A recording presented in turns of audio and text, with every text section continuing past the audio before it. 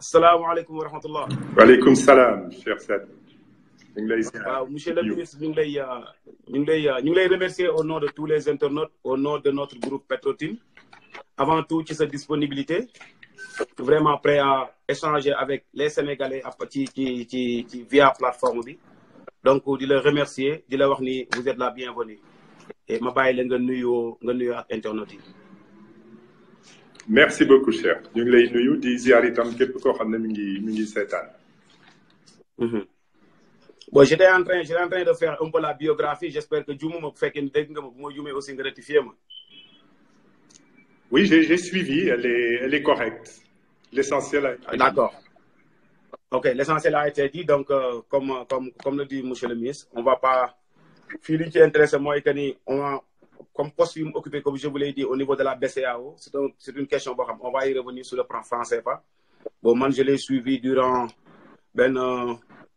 conférence de presse au niveau de la France et il avait déroulé. Peut-être maintenant les gens ont mal compris, mais après l'autre, je vais revenir à quoi. Je vais juste commencer comme vous êtes banquier, vous êtes banquier de métier. Donc, en tant que banquier de formation, nous def politique. Bon sentiment nga am buñ la proposer pour nga mëna le premier ministre du Sénégal à la deuxième alternance. Ban sentiment nga ci am quoi? Bi ma ko président Macky Sall le proposé man li ma jàpp mooy mën naa dimbale sama réew ci yeneen fonction ndax li am solo yi te ñu war ko wax mooy dëgg la nekkoon naa banque centrale benn foofa c'est une organisation internationale donc j'étais au service international au service de mon pays et au service de l'institution internationale qui m'embauchait. waaye bi ma fa jógee yi di dem ci yeneen banques yi mission moo ma fa yóbbu maanaam gouvernement du Sénégal moo ma soxla woon oo ma dénk ma ay banques yoo xam ne dañu doon sooxe ñu sant ma redressé leen kon man mën naa jàpp ne mu sama bàyyi di liggéeyal sama réew doon premier ministre nag nekkoon itam lu am maanaa ci sama yéene ci sama réew ndax mënoon na ma may ma liggéeyal Sénégal ci poste boo xam ne mën nañu jàpp ne bu fekkee ne doo président de la République ngay coordonner action du gouvernement mën nga fa toogaayu boo xam ne kenn ci réew mi du la ëppale njëriñ boo mën a amal sa réew. Et c'est pour ça que j'ai accepté donc me mettre à la disposition de mon pays à poste stratégique important. Et bon, en tant que expert du gouvernement Macky Sall pendant 18 mois, est-ce que êtes-vous comptable de son bilan actuellement en pratiquement fin mandat? Est-ce que vous sentez que vous êtes comptable de son bilan? Écoutez, moi je suis comptable des 18 mois. 18 mois, 7 ans, c'est pas beaucoup, hein. Mais je suis comptable des 18 mois et j'ai eu crainte dès le départ que ces 18 mois soient oubliés ou qu'il n'en reste pas des traces. C'est pourquoi bi ma génnee ci gouvernement bi ma jëkk def mooy bind téere tënk ci loo xam ne jotoon naa ko liggéey mu jëm ci fonction ci biir fonction premier ministre yi nekkoon sama yos. Sénégal nag dafa di loo xam ne tàmmuñu ko miinuñu ko ngay liggéey génn ca fa nga nekkoon def bilan kon tey jii képp koo xam ne bëgg nga xam di Abdoul Mbaye jëf bi mu nekkee premier ministre ak mën nañu wax li ci gën a am solo boo demee jënd téere bi ñuy wax servir ba noppi ñu yaatal ko bind ko itam ci arab juhudi fi in bilaadi ñaari téere yooyu ku ko jot ba liir ko di nga xam li Abdoul Mbaye liggéey ci biir Sénégal ma war a wax nag ne amul liggéey boo xam ne liggéey naa ko mu jëm ci man wala liggéey boo xam ne méngoowul ak liñ ma santoon li ñuy sant premier ministre nag du génn ci lii président de la République moom la Sénégalais yi fal ci kaw benn programme boobu ñu tuddee woon ko yoonu yokkate kon premier ministre lii wàlla mooy doxal boobu programme ci ni mu gënee ci Sénégal avec le maximum d'efficacité. waaw mais ci biir 18 mois yooyu yow en tant que co-signataire de l'attribution de Franck Timis des 2 blocs bu Saint-Louis ak bu Kayar et Abdou Mbaye danoo sentir bi mu génnee après quelques mois après mu def benn lettre moom mu bokk na ci personnalité yi njëkk a def lettre ouverte wax président ne ko attention bloc yooyu bi ñu koy joxe dafa mel ni la lettre de présentation était mensongère et qu'on n'avait pas les bonnes informations yan information la monsieur le ministre am en tant que premier ministre amu ko woon bi mu nekkee ci gouvernement mu am ko bi mu génnee ci gouvernement bi. waaw wax nga dëgg loolu soxla nañu leeral ko. ndax damay faral di dégg sax ne Abdoul Mbaye est co-signataire du décret non. décret présidentiel la xam nga mosoo dégg ñu naan décret primatorial fii ci Sénégal. kon président mooy signé décret joxe ci ndigal ku ne war a jàpp ne mooy ndigalu président de la République. ay mu am décret yoo xam ne. premier ministre du ko contresigné ndax président de la république rek mooy dogal ca loola te du moom ci boppam lu mu du jaar sax ci premier ministre ak premier ministre war a contresigné maanaam président am na ndigal bu mu joxe ki topp ci moom ci wàllum ndomb tànk war a jëf ba ñu tegu ci yoon. ndax nag du rek benn ministère mooy doxal décret gouvernement mooy toog conseil des ministres nangu ne lii mën nañ ko nangu ci décret président signé premier ministre contresigné bu boobaa il prend l'engagement de mettre en application et il assure le suivi au niveau du ministère waaye gis nga li am li jiitu gouvernement mën a liggéey mooy li ñu wax décret de répartition des fonctions et des tâches gouvernementales maanaam ci biir gouvernement bi bépp ministre day am wàll boo xam ne wàllam la moom mu am ay services yoo xam ne moo leen di ilif services yooyu am ay fonctionnaires yoo xam ne ak ay sociétés parapubliques yu bokk ci parapublique yoo xam ne moom moo leen di ilif loolu wàllam la premier ministre ci boppam am na ay services yoo xam ne moom moo leen di doxal moom moo leen ilif waaye premier ministre iliful service boo xam ne président de la république ci décret dénk na ko benn ministre waaw loolu bu amee nag ñu war a nangu ne lépp lu jógee ci secteur boo xam ne ministre ko yor ministre ba moo koy liggéey ak service am moo xam ne ci ne buy ñëw du indiwaale 1 kilo de dossier ou 100 kilos de dossier day indi bu fekkee ne de décret la day def rapport de présentation toog conseil des ministres ñu weccoo xalaat waaye nag gëm ne li mu bind ci rapport de présentation bi dëgg la ndax moo yore dossier yi bu boobaa nag ci kaw loolu la ñu mën a waxtaan ba déggoo buñ ca déggoo ñu daal di signer décret bi président signé premier ministre contresigné kon loolu am na solo mu leer ci bopp sénégalais la responsabilité pénale ki jëf moo koy gàtt te fii on est dans un cas de responsabilité pénale bi ma génnee ci gouvernement bi nag ma dëkk coow ci sama bopp ma dugg ci internet seet ba génnee ay éléments yu bëri yoo xam ne dafa doon wane ne rapport de présentation bi c'est un faux te du faux boo xam ne juumte la ndax ma noonu na ne dama juum bind naa lii waaye du dëgg waaye c'est un faux boo xam ne dafa am luñ ci bëggoon mooy attribution permis yi ñu teggi yoon wa l'article 8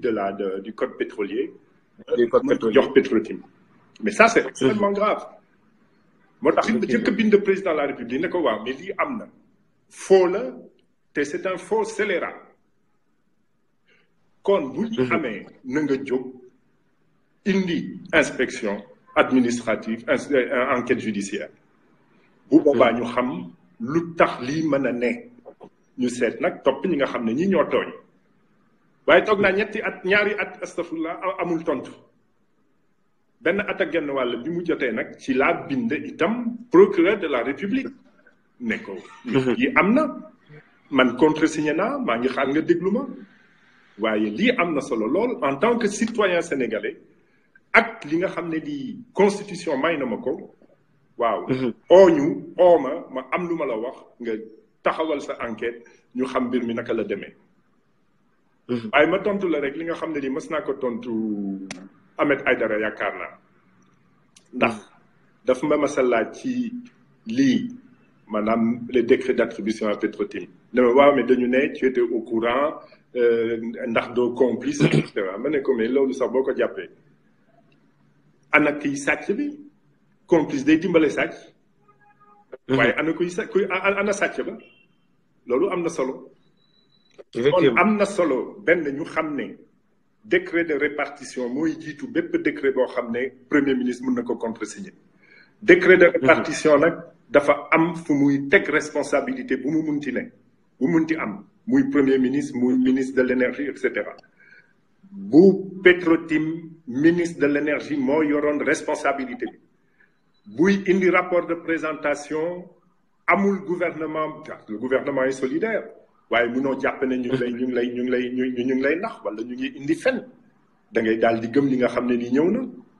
bu ñëwee ci kaw loolu la ñuy sukkandiku ba war a xam naka la ñuy doxalee décret bi daal di jàll voilà les faits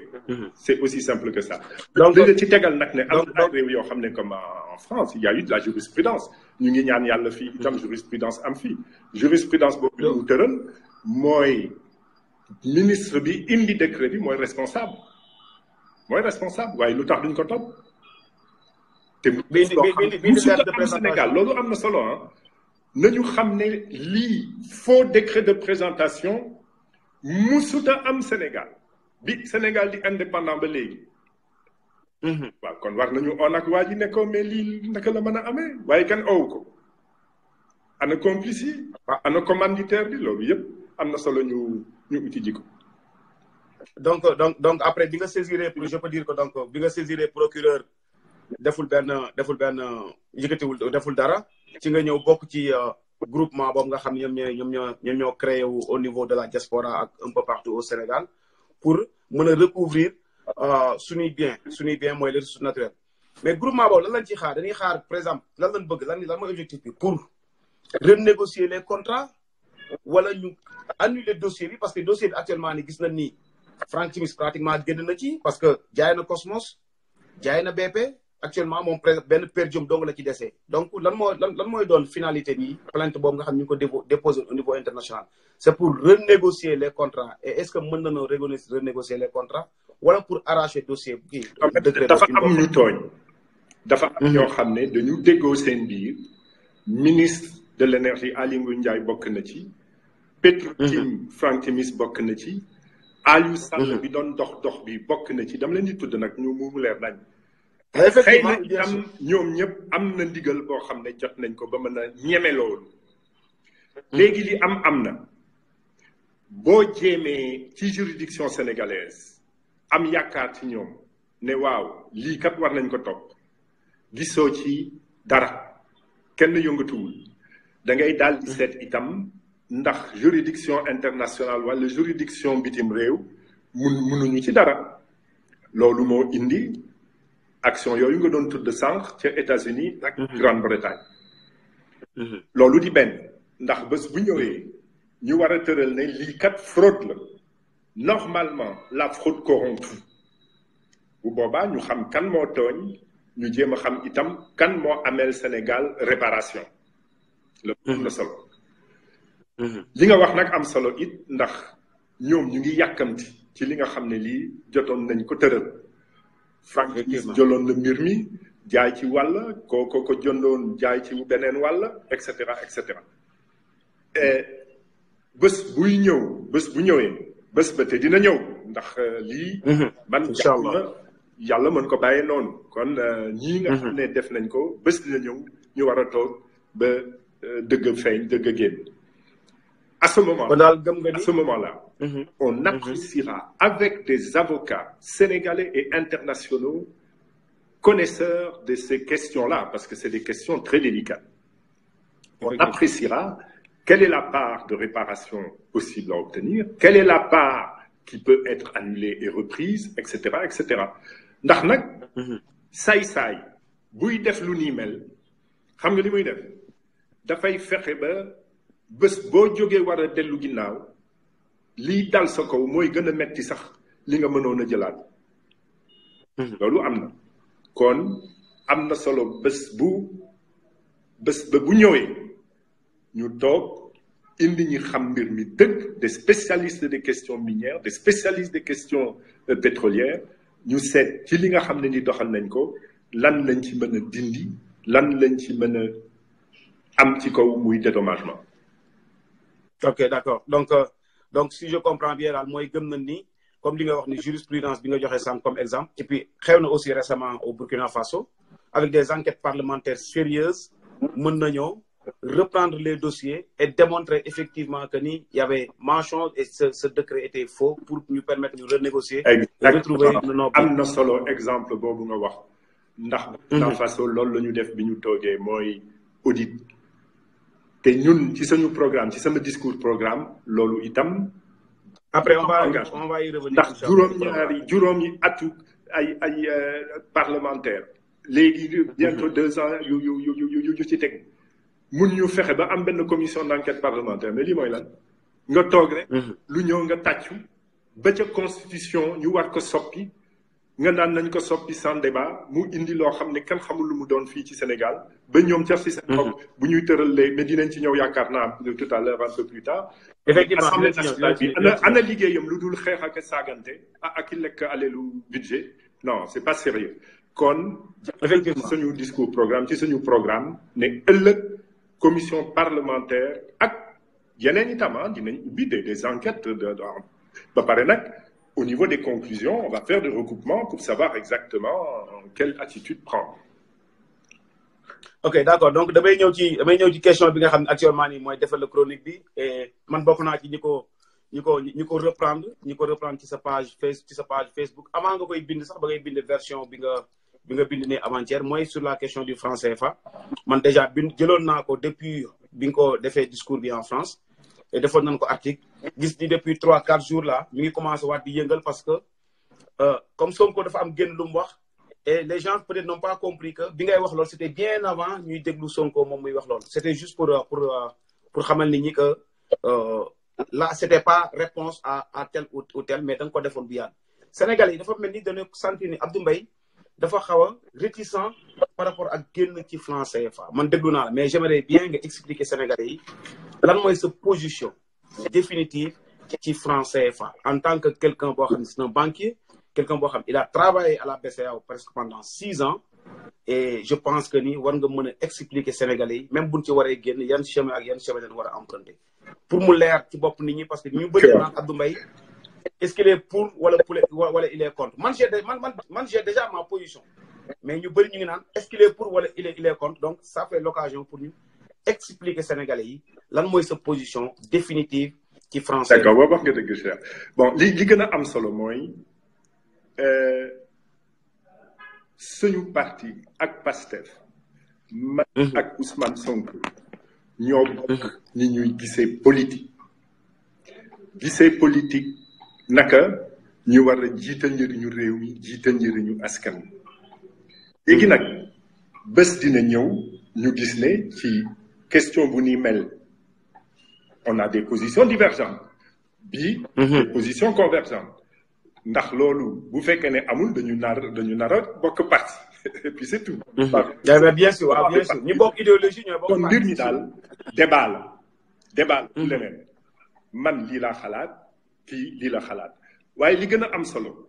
mooy ñu déggoo ci un minimum programmatique te loolu am na ba pare. ñi ko xam ñi ko xamul am na ba pare moom bu jàllee am na loo xam ne ci sama yaakaar ci kaw déggoon nañ ci ba nangu ne lii c'est le minimum loolu dina am. man itam bu fekkee ne jàll naa am na loo xam ne déggoon naa ci ak Sonko ak ñeneen loolu dina am incha allah. kon loolu moom nañ ko nangu li ci des nag di débat. donc gis nga nag débat bu taxawee gis nga Cheikh débat bu taxawee. benn da ngay jëkk seet lan laa bëgg quelle est ma vision quel est mon objectif. ñaar quels sont les avantages et les inconvénients. loolu bu ñëwee nga daal di seet naka ngay doxalee fan laa koy jaaralee muy stratégie de mise en œuvre plan d'action waaye li ma jaaxal ci franc CFA ak débat bii am mooy da ngay dégg rek ne c'est une monnaie coloniale nañ ko bàyyi c'est une monnaie coloniale nañ ci génn waaye gis nga boo laajee sax tey yéen ñii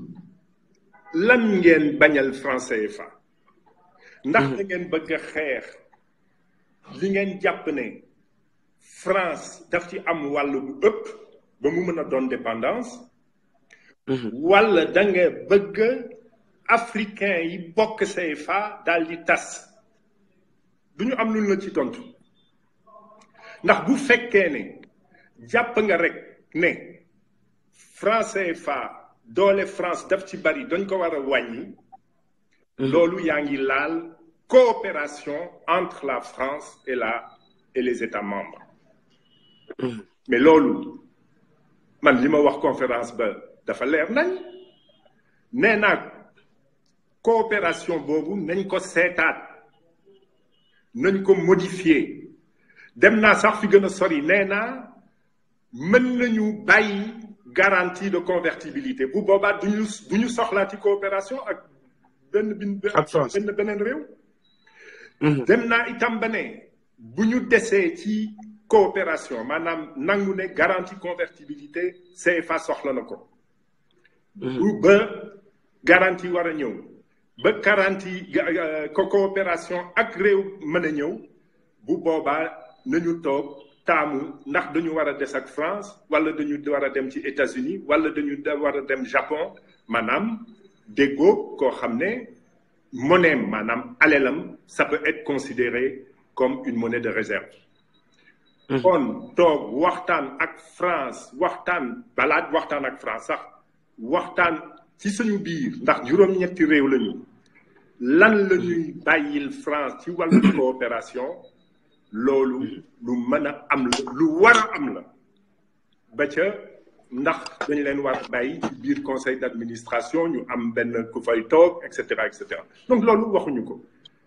waaye franc CFA c'est pas une coopération seulement avec la France dafa am lu ko jiitu li ko jiitu mooy lan mooy juróom-ñetti réewu Afrique déggoo nañu war a bokk seen monnaie looloo am solo waaw loolu kan moo koy bañ kii oote on veut une monnaie africaine on veut une monnaie interafricaine ndax di nga bañ loolu te beneen monnaie interafricaine bu gën a am doole franc CFA amul beneen sax amul sax à part CFA Afrique centrale te bokkuñu ndax ñun boo jëlee 10 000 francs Sénégal su dul benn bind bu tuuti bu nekk ci biir billet bi mën nga dem Côte d'Ivoire mu doon billet Côte d'Ivoire mais boo jàppee ne man damay gën franc CFA xam nga waxatuloo li jëm ci ndax li nga xam ne lii moom laa bañ mooy aspect colonial aspect dépendance avec la France maanaam waxtaan ak France ba xëy na sax génnee France waaye yaa ngi bàyyi union monétaire yaa ngi bàyyi monnaie africaine waaye yaa ngi bàyyi it lu am solo lool muy union économique yaa ngi bàyyi 100 millions de consommateurs marché commun de 100 millions de consommateurs jëm ca dellu si ci 15 millions loolu nag balaa nga koy joxe muy programme wala nga ciy oote te loolu vraiment d'une manière générale ça concerne tout le monde dañu ma ko mais nañ ko natt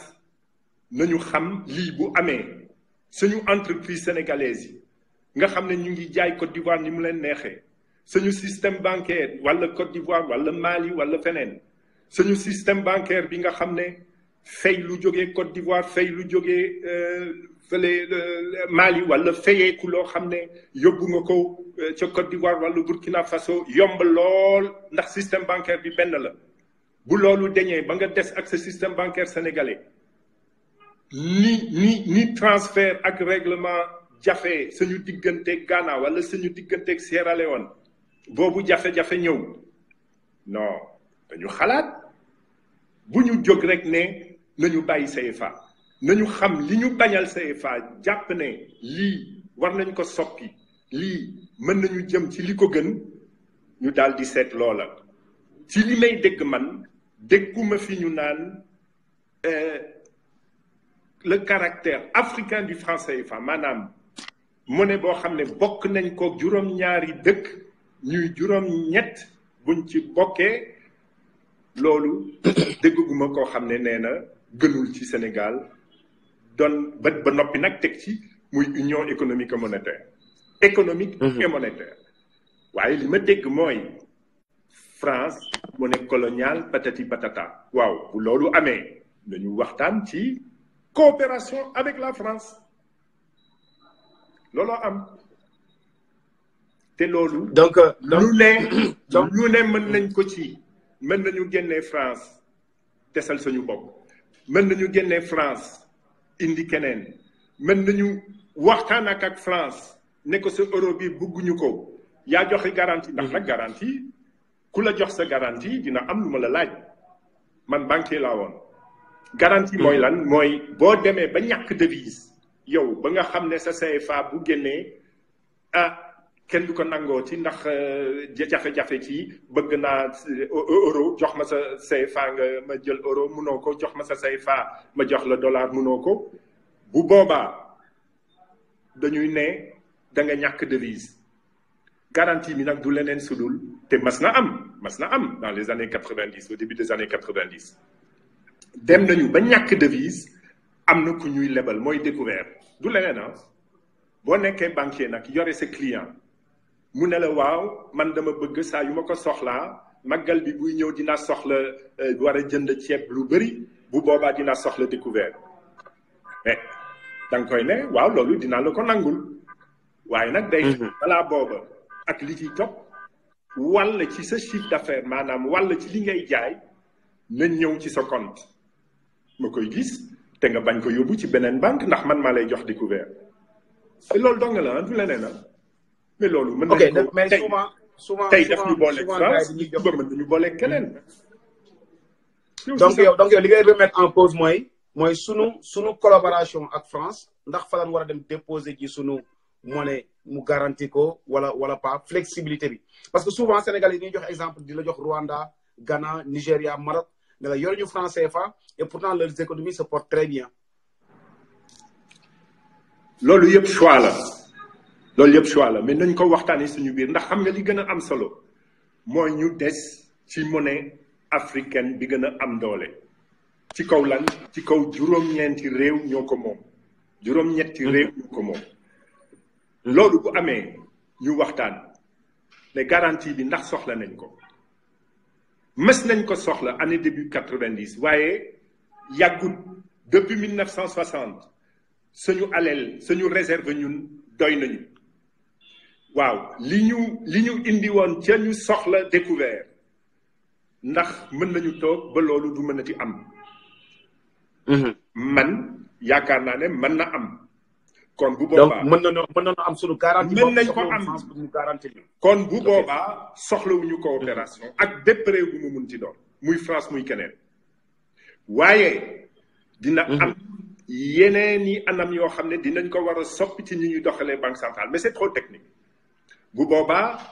taux de change fixe par rapport à l'euro dina jafe dañ koy daal di bàyyi parce que des conséquences franc CFA bi li ci metti mooy dañ ko enroulé ci biir euro te euro dafa 10 donc franc CFA flexibilité am day subir économie boo xam ni et c'est la France ou bien c'est l'Europe en général day répercuter ci franc CFA parce que dañ ko ci enroulé en quelque sorte Sénégalais yi dafa loolu moo leen ci dérange ak le fait que ñuy déposer suñu réserve de 50% à la Banque de France là vous venez de confirmer que ni depuis 1960 ba léegi soxlawuñu ko donc ñun soxlawuñu sax ku ñu garantir monnaie donc suñu collaboration ak France boobu bon vous confirmez que ni mën nañ koo xoolaat bu ñu neexee sax mën nañ cee génn. mais gis nga collaboration ak France bi lan la mooy du leneen lu dul soxla ngeen découvert te ñun ñoo ko laaj ce sont les 8 pays qui ont demandé une garantie de convertibilité. ci yoon juróomi at yu nekk war nga toogaat ne garantie de convertibilité bi ndax soxla nañ ko buñ ko soxlaawul nañu génn ci loolu indi leneen waaye bu ñu bàyyi CFA bu ñu bàyyi ak ak beneen devise sax loolu tax am na solo ndax CFA boo ko waxee rek waaw c'est bu njëkk ba. colonie est-ce que kon du changer tur bi monsieur le ministre financière africaine waaye cher. mais est-ce que du changer tur bi kon avant la colonie avant l'indépendance c'est pas Dakar. Est-ce qu'on a waaye ba tey man ça me gêne pas comme c'est émotionnel à ce moment-là ñu changer tur bi y a pas de problème mais soxlawuñu garantie bi nañ ko bàyyi waaye nañu seetaat it naka la ñuy doxalee nañu doxalee banque centrale ak suñu monnaie dugg ci taux de change flexible looloo am solo ça par contre c'est l'économiste qui parle le taux de change fixe et rigide je suis contre, c'est clair. Donc, il y a de la place à de la réforme et il faut accepter cette réforme. Mais la solution, ça n'est pas de dire je sors. Non, on est dans quelque chose qui est positif, qui correspond à l'essentiel, c'est-à-dire une monnaie interafricaine, 8 pays ensemble, pas de frontières, pas de barrières monétaires entre eux, pas de barrières bancaires entre eux. yow bu la neexee tey mën nga dem Burkina Faso ubbi compte def transfert c'est libre mën nga jël 100 millions bu fekkee ne c'est pas de l'argent de blanchiment jàll sa frontière dem déposer Guinée-Bissau wala Mali wala feneen c'est libre mu mel ni rek Sénégal moo lu yaatal yóbbu ko ci juróom-ñetti dëkk yi mais loolu c'est un acquis qu'il faut préserver li ci des nag waxtaan la coopération bi moom muy France muy keneen nañ ko seetaat bu fekkee ne jàpp nañu ne soxla nañ ko waaye man ci sama bopp yaakaar naa ne mën nañu bàyyi loola garantie de convertibilité des ci suñu convertibilité ak suñu réserve bu bokk mu jeex tàkk. d'accord donc je pense que maa ngi fi lire ak commentaire yu bëri pour def benn résumé bu ndaw rek monsieur le ministre a été clair mu ne xam nga bu ñu bàyyi franc CFA ce que vous n'avez pas compris waxul ni façon bi muy doxee mais daf la bëgg a wax coopération bi am déjà sur 8 pays yi nga xam ñoom ñoo ko séq mu nekk une monnaie commune nga xam ni dañuy am flexibilité am chance di mën a échanger suñu marchandise yu demee noonu foofu lay wax ne bu ñu bàyyi CFA mooy ni muy doxee ci suñu pays mais il a remis en cause la coopération bi nga xam ne moo tax ñu war a am garantie ci monnaie boobu au niveau de la France mooy ñuy wax au niveau de la Banque centrale de France nee na loolu mën nañ cee génn bu ñu neexee parce que am na possibilité pour garantir suñu monnaie j'espère que gars yi vous avez compris. c'est exactement ça lan la bëgg a wax nag ba wax ci teg ne accord de coopération boobu këyitu boppam la bokkul ak traité union monétaire ouest-africaine këyitu boppam la maanaam mën nga ko soppi te doo laal dara ci union monétaire ouest-africaine kon bu ñu jaxase mbir mi nañu xam li ñuy wax. voilà. donc gars yi une fois de plus balaa ñu fay génn parce que dégg naa ñu naan mënumaa dégg mu naan bu ñu bàyyi CFA bu ñu bàyyi CFA groupement bi lay wax les 8 pays yi ko bokk ak déjà possibilité de transfert bi am suñu diggante moom la bu ñu bàyyi loolu parce que déjà mooy monnaie bi gën a dëgër bi ëpp doole en Afrique léegi nag franc CFA li ñu ci dérangé ñun par exemple panafricains yi li ñu ci dérangé mooy le fait am na ñoo xam CFA bi neexu leen on va changer le nom ok ñu changé ko deuxième bi mooy am na ñoo xam ne le fait que 50% di réserve bi dem Banque centrale France nee na loolu mën nañ ko remettre en cause parce que on n'en a pas besoin soxlawul sax ñuy dem ci chinois yi comme Rwanda ni mu def en Chine wala ñu dem dollar yu demee noonu mën nañ ko garantir suñu bopp donc su ma juumul ok d'accord c'est deux am sax xam nga tudd nga Chine te leer na xam nga tudd nga Chine dama mës a seetaan benn vidéo dégg naa sax ne kooku c'est une fausse vidéo ñu wane benn professeur chinois muy ree di saboter franc CFA waaye dégg naa ne ba tey rek ñu nangu loolu xam nga ndax mos nga ko gis muy saboter franc CFA naan waaw ñoom dañuy den seeni réserve di ko dénk France waaye professeur Chine boobu li mu fàtte wax keroog mooy réserve Chine dollar la bon du trésor américain la ñu fay mais alors mi ngi fedd je vous le confirme je vous confirme mais bu boobaa ñun dañu bàyyi ñu taamu euro wala dollar ñu war a xam itam ne banque centrale mi ngi plus de 30 comptes dans les banques internationales ci ay dollars ak yooyu mais euro di mënoo des réserves te mën nañu sax négocier ak France ne ko bon léegi du nekk ci piste la rek yoon la ndax boo toogee juróom ñaari partenaire dina am loo xam ne di nga ko wax duñ ko nangu mu am loo xam ne dinañ ko sañ a dégg bu ñu nee waaw mais ñun dañu bëgg des ak France bon nga ne bon waaye man sama gaañ yi ci sama réew nee nañu 50% réservé yi ñu dénk ko trésor français te c'est forcément en euro loolu mënuñu ko ah mais bon benn mun nañ ko wàññi waaye ñaar itam mën ngeen ko jël dénk ko ay banque yoo xam ne ay dollars la wala livre wala yen waaye mu doon rek garantie de notre coopération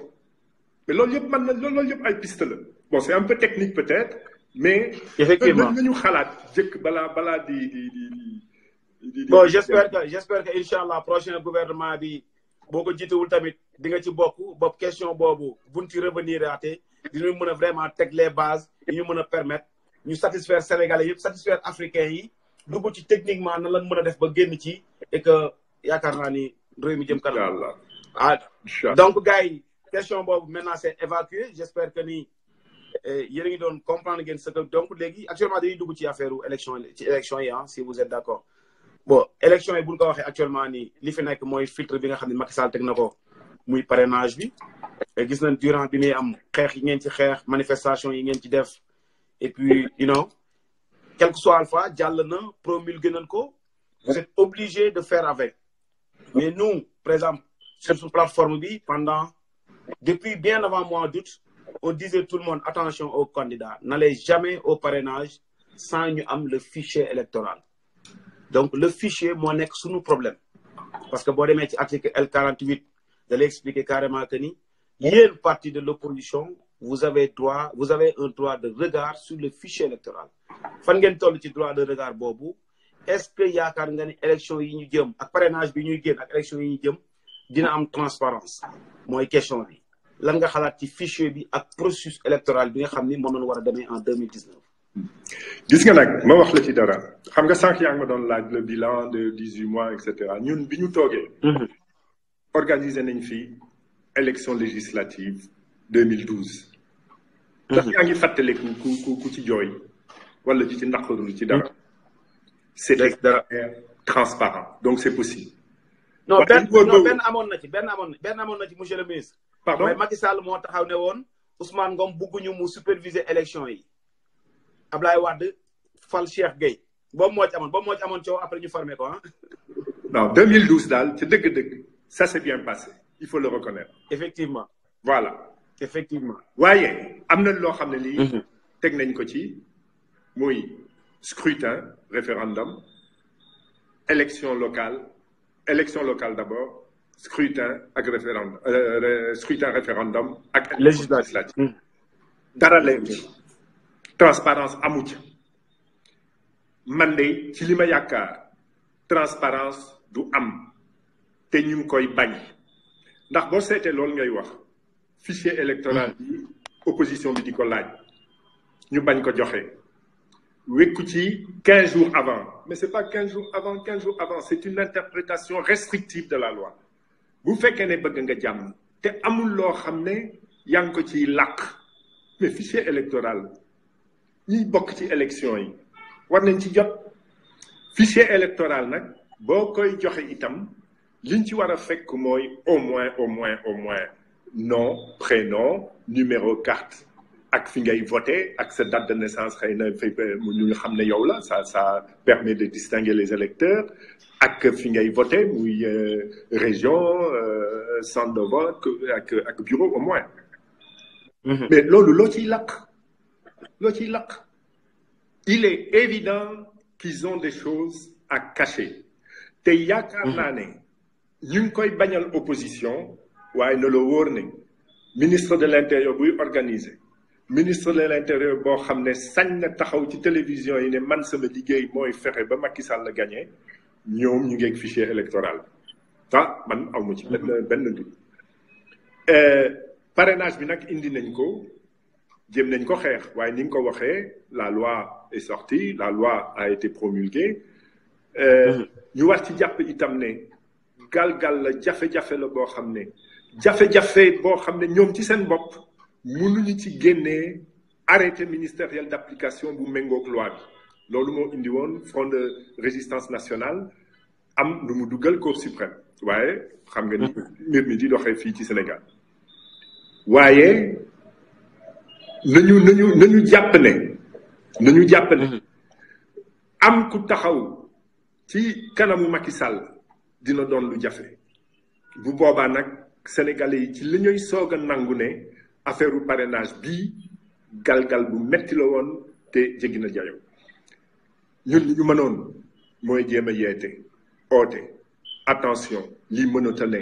lii ñu ngi ko indi muy rek galgal ci élection ndax Sénégal nag ci dëgg-dëgg élection présidentielle musuñu ca gis plus de 20-25 candidats ça n'existe pas bu mujj bi c'était 14 candidats avant ça c'était 15 candidats fukk ak juróom 15 candidats nga jóg rek ne waaw dama ragal ñu nekk ay à cause de 300 partis 100 et quelques candidats te loolu sax c'est la démocratie c'est la démocratie critères yi fi nekk chacun est libre taxoon nañu musuñu fi am ay candidats en nombre extraordinaire ba noppi nag ma mës a dégg le directeur de cabinet du président naan waaw élection yi daaw yu mujj yi c'était 8 milliards ay 9 milliards diggante 8 milliards ak 9 milliards waaye ñoom bu ñuy génnee 12 milliards di may Big Togo loolu daf leen jaaxal ak xaalis bi ñuy pasare ci ay TER ak yooyu non il faut être raisonnable ba noppi nag ñun ñu génnee solution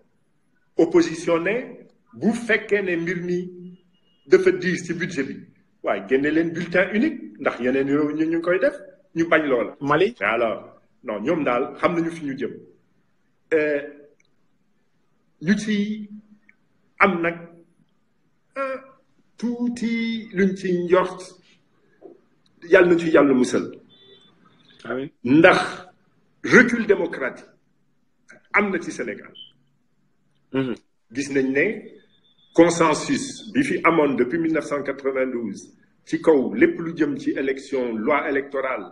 opposition ak pouvoir mën ci déggoo amatul c'est du recul démocratique lii ñu dugal ci parrainage lii ñu dugal itam ci faut être électeur avant d'être pouvoir être candidat loolu lu tax loolu bëgg rek génnee ci kenn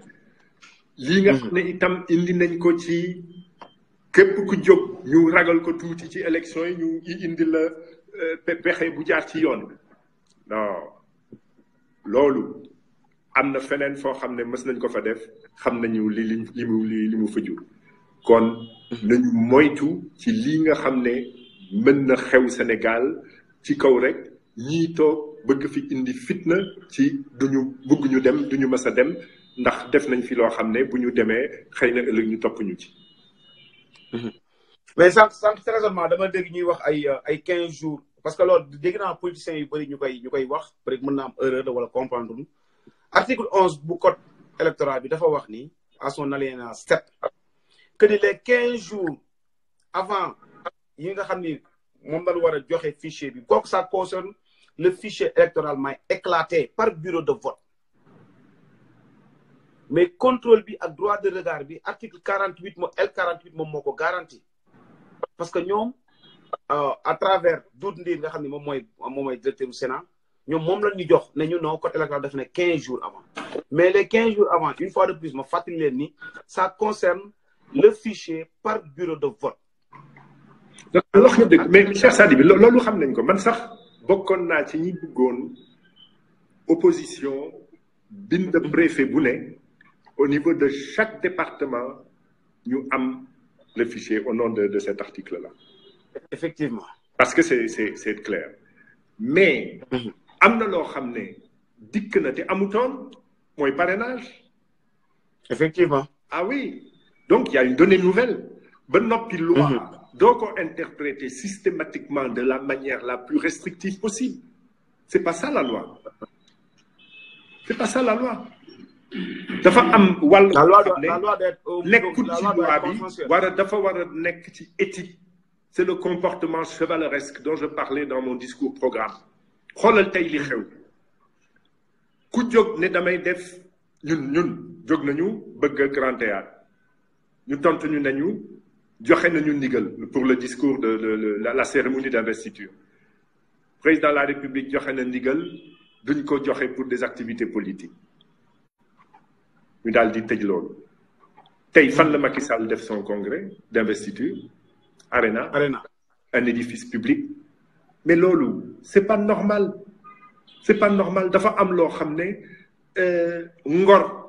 ak éthique moo la fa yóbbu waaye xaaral ma tere kii ba pare def lale vraiment mais c'est ça hein, on peut pas demander non plus à quelqu'un qui n'a pas de valeur chevaleresque de se conduire comme un chevalier. Voilà. Ok léegi ñu jàll ci beneen question bi nga xam ne c'est purement politique concernant acte lan la acte di indi lu inédit par rapport ak li fi am ba pare lan mooy acte lan mooy programme am et lan la bëggal Sénégalais yi là moom je vous laisse vraiment la parole nga développer xamuñ ñu xam Sénégalais yi xam lan mooy acte. Bon, sur le plan politique pur, ñun li tax ñu dugg ci politique te ñi ànd ak man nangu loolu bokk ak man Alliance pour la citoyenneté et le travail. mooy Sénégal bu fekkee ne bëgg nañ fi koom bu fekkee ne bëggal nañu suñu réew ak suñu askanu réew ñu mës fi gis naat ak progrès nañu soppi ni ñu doxalee politique ndax Sénégal dañu jàpp ne politique métier la politique professionnelle awma bëgg naa lii xaaral ma dugg ci politique am ci li ma ciy dugg loolu du politique loolu métier la ñu nag lu jëm ci métier ñàkk jëriñoo lañ ci wóor waaye du laqarti lijjanti jéem a politique am ndax politique boo ci duggee am loo xam ne wees na salaire bu ñu lay fay ci nga nekk fonctionnaire wala chef d'entreprise wala leneen yaa ngi lekk alelu jàmbur politique boo ciy dugg da ngay jiital sa njëriñu réew jiital sa njëriñu askanu réew askan wa nag mën na doon sa bopp koñ mën na doon ca biir village mën na doon gox-goxaat yi diwaan yi et cetera et cetera loolu la ñuy oowee ñun citoyenneté moo war a doon xolu politique kon notre projet politique il repose sur ça te loolu nag boo koy dox di nga jiital dëgg doo nekk di diggaate te doo jëf doo nekk di saaga maa ngi gis la sànq am ku doon saaga ma laajte mais kii kan la ñu ne ma non kii moom tu es des faits il est de l'argent. J'ai pas vu. Mais non loolu du politique. da ngay wax. J'avais pas vu. Un peu c'est tout. Je m'excuse j'avais pas vu. parce que man sama plateforme ñëpp xam nañ ni. loolu sama plateforme ñëpp xam nañ ni fii kenn du fi saaga. ku fi saaga dama lay bloqué. kon doxuma ci loolu man débat contradictoire xaaral ma def benn mise au point rek pour gars yi suivre quoi. parce que mu suivre moon question kii commentaire yëpp quoi. fii ñëpp xam ngeen ko ñëpp xam ngeen ni Petro-Tim Cheikh Sadibou Kébé amul saaga. débat contradictoire loo mën a indi ci argument ay argument la ñuy wax ak yow. donc s'il vous plaît un écart de langage moom je tolère pas du tout. Absolument. Donc, mais qui aussi tu seras bloqué, tu n'auras plus l'occasion de nous suivre. Tout à fait d'accord. Kon, ñun loolu la ñu jiital. Changer la manière de faire la politique au Sénégal. C'est ça notre projet.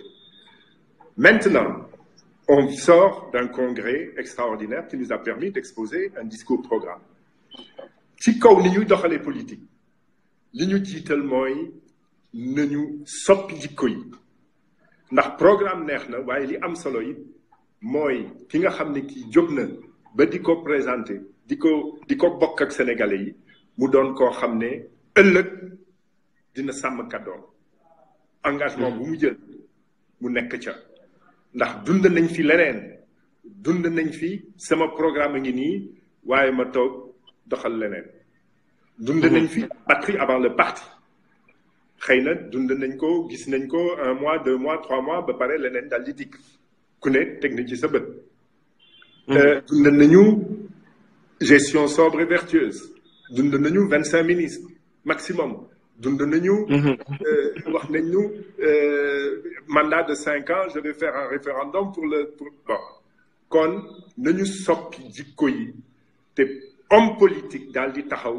politicien ñu daal di ko tax ndax politicien moom boppam la fi nekkal. waaye homme politique am yaakaar ne moom bu jiitalee njëriñu réew mi jiital njëriñu askan wi bu boobaa lu muy wax dina ko sàmm dina sàmm kàddoom. léegi au niveau de notre programme très sincèrement je pense que nous nous sommes singularisés. Comment? Par le choix de nos priorités et par la démarche qui doit nous conduire à l'émergence par une mutation structurelle de notre économie. Ça, c'est le volet économique. Je viendrai ensuite sur le volet institutionnel. Priorité dafa am solo. Mën nga toog ne man priorité TER lay doon de bu jógee Diass ñëw ba Dakar ma dugal ci 1000 milliards de francs CFA. ñu ne loolu mënut a doon suñu priorité. xëy na bés mu mën a ñëw waaye fii ñu toll tey réew mi li nga xam ne nii am na fi te ñu war ko xeex jiital ko ci lu ne mooy xeex xiif ndax dëkk bi xiif am na fi. am na fi ba organisation internationale yi di ko nangu di ci oote ndimbal pour le Sénégal jàpp ne Sénégal mënu ci génn kon xeex xiif ak xeex ñàkk bu metti ñàkk bu doy waar loolu tam am na fi c'est une pauvreté loolu nag boo ko jiitalee dans une perspective de croissance partagée et de réduction des inégalités parce que nous sommes d'obédience social-démocrate bu boobaa da ngay fay daal lool mbéy napp càmm waaye bañ ko wekk ci wax lu dul dëgg jëmale ko ci production arachidière boo xam ne amut jëmale ko ci production ceeb boo xam ne amut jëmale ko ci production dugub boo xam ne amut non da ngay daal di fay daal li nga xam ne lii moom nga war a jëf ba mën a am loo xam ne lii dina doy Sénégal mën ci dund béykat yi mën ci am dara bu ñu liggéeyee jaay nga mën leen a fay ndax loolu tam amu fi loolu di benn xeex ñàkk ba nag loolu boo ko indee di nga xeex ñàkk ca kaw ba waaye ñàkk bu metti itam am na ci dëkku taax loolu ñun dañu jàpp ne émergence fu nekk fu mu mës a am loolu fa am c'est une modification structurelle de l'économie li ñuy wax manufacture secteur manufacturier secteur industriel dafa war a gën a am solo gën a war a gën a am maanaa lépp luy valeur ajoutée locale daal di yokk loolu mooy màggal PIB waaye taux de croissance bi ñuy wax yaakaar ne loolooy émergence ba noppi nga muy loo xam ne danga ko tabax te wékkoo ko ci dara loolu c'est pas de l'émergence loolu nag naka lay ñëwee artisanat ngay fay daal les petits métiers seet naka nga ca la askan wa ne nee naa la sànq ñun dañu fay daal liggéey loolu la ñu jiital waaye lijjanti ak laqati xaalis jaareel ko ci politique wala ci neneen ci tibba keesu état loolu mënul indi koom day yàq day dellu ginnaaw waaye boo seetee fan la Sénégalais yi nekk di daan seen doole di ci am seen i dépense ak i leneen mën ci fay seen i jàngu xale ak loolu ak loolu lépp mais ñu ngi ko jëlee ci artisanat ak informel muy confection ñaw muy menuiserie bois menuiserie métallique muy uude defar daal ngaañ mexe muy transformation des céréales locales loolu yépp ak yeneen lépp ak mécanicien ak ñiy defar ñiy réparer oto yeeg yooyu ñooñu ñëpp da ngay toog ak ñoom ba seet naka la ñuy gën a benn fay daal seen liggéey seet itam naka lañ leen di dimbalee ba suqali liggéey bi màggal ko ndax nag artisan boo xam ne ñu ngi ci mbaara yore benn ba ñaari apprenti boo ko passé commande dimbale ko ci par exemple prenons le cas du menuisier bois nga ne état commande publique bi léegi dañ ko jëmale ci ñoom boo ko passé commande màggal li nga xam ne li mi ngi ci yëngatu chiffre d'affaires bi yokk dina am yeneen apprenti yi muy indi dina am xëy na associé bu muy duggal ci société bi ci entreprise am entreprise bi daal di mbàgg boo jëlee ki nga xam ne kii mi ngi de defar ay dàll loolu cordonnier nga dimbale ko ci loolu yëpp nag ñu jaarale ko ci ay villages de métiers bien organisés plutôt seulement que de se limiter à des zones industrielles qui restent désertes boo ko dimbalee fi muy defee benn dàll par bés wala ñaar wala juróom nga yóbbu ko ba ca juróom fukk dimbale ko utal ko marché à l'extérieur ak marché fii itam ci Sénégal mais bu boobaa artisanat bi ci boppam mooy màgg ba doon li ñuy wax semi manufacture daal di jaar ci manufacture waaye am na itam ay yeneen bu war a bokk ak formation particulière et cetera yooyu yëpp ñu ngi ci suñu programme. bu ma bàyyi xam naa ni peut être loolu am na benn question bu fi ñëw rek dama la koy continuer rek mu ne lan nga compte def pour l'immigration clandestine bi nga xam ni xale yi ñàkk a liggéey moo ko waral. mais loolu boo ko indee di nga yokk liggéey bu fekkee ne ba noppi nag li ñuy jëkk ji li ñuy jiital te loolu am solo xale yi am na activité boo xam ne war na door ci ñoom muy le service civique national loolu dina indi ubbee ko ci ñoom ñu dugg ci kaw ga di dimbale nitu village di dëkk foofa di leen di won naka la ñuy après une formation préalable minimale naka la ñuy yokkee rendement par exemple naka la ñuy waxtaanee kuy jaay engrais naka la ñuy waxtaanee kuy indi semence et cetera bu ci yàggee dina xam ne yor sa tool yi béy moo gën ñëw Dakar di jaay benn patt dal benn fan ñaari fan ñetti fan ba semaine sax jeex nga jaay ci benn loolu ne formation yi ci seen bopp dañ leen di soppi ba ñu mën a doon loo xam ne dañ ciy jàng métier ndax Sénégal nag am nañu problème bu rëy le taux de chômage s'explique d'abord par un système de formation inadapté aux besoins du marché. ndax da ngay jàng loo xam ne culture générale la génn doo xam loo ciy def ndax entreprise yi amul te li ñu soxla ci ñi nga xam ne ñu formé nañu leen ba pare ba duggal ci xaalis muy aux frais de la nation muy bu ñu toogee mën a am liggéey opportunité yooyu la ñu jàpp ñu war a développer ba noppi nag bu am solo lool ndax marché du travail il faut le développer mais immédiatement ci kaw lan nañu bàyyi di taamu grand projet li koy indi mooy maa ngi ciy ut daraja maa ngi ciy ut tiitar fii ci Sénégal ak ci bitim réew waaye boo ko taamoo benn réew mi dina lépp lu dul jeex y a l'exemple du TER par exemple ak yeneen fay ko jafe lool ci ñaar fukki at ak dem sax ba trésor public am ci problème am ci jafe-jafe ba du mën a fay entreprise sénégalaise ñuy gën a intérieur ñuy gën a sooxe dañu bàyyi loolu ba noppi nag muy itam projet yoo xam ne technologie bi daf ciy bari bu boobaa doo mën a liggéeyloo entreprise sénégalaise yi war ma jox la ci dara ma jox la ci fi firme boo jëlee TER ñun li ñu jàpp mooy bu fekkee ne rek des nga ci raay li gën a am solo li war a doon priorité mooy suqali raayu Sénégal ndax bu boobaa ñi ciy liggéey ay entreprise sénégalaise la ñuy doon ay sénégalais la ñuy doon am na solo